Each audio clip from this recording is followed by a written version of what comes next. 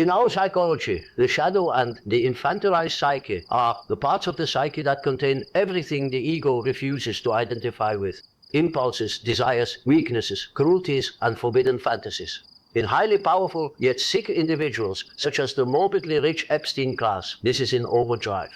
They develop a massive reinforced persona, otherwise known as a public mask, and they suppress vulnerability and ordinary human limitation, and their shadow grows dense and autonomous.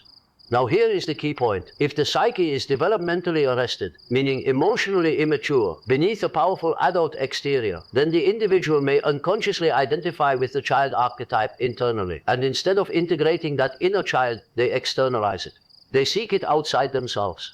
In our symbolism, the child archetype represents new potential, innocence, vulnerability, the future, and the self in germinal form. To harm a child is symbolically to dominate or corrupt the future, to exert total power over innocence. For someone whose ego is inflated and whose shadow is unintegrated, there can be an unconscious drive to conquer what they themselves never integrated. So the predator is often split internally into a grandiose ruler on the outside and an unresolved, emotionally stunted child inside, and instead of healing the inner child, they literally control children in the darkest ways.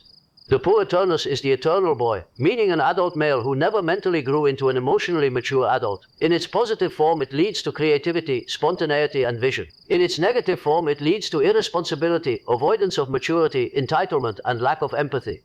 When immense wealth protects someone from consequences, the negative poor can flourish indefinitely. There is no forced maturation. The result is emotional adolescence, sexual immaturity, and desire for control without accountability.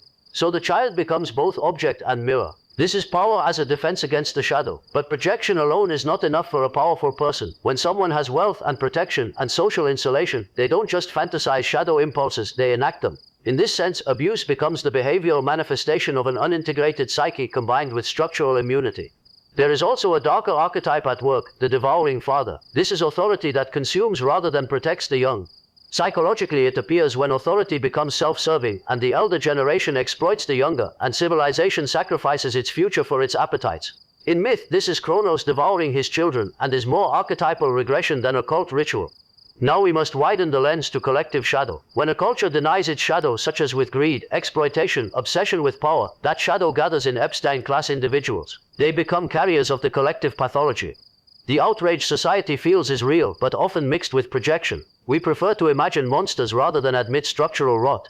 The insight is unsettling because these individuals are of course not demons, but are extreme expressions of unintegrated drives that exist within the collective psyche.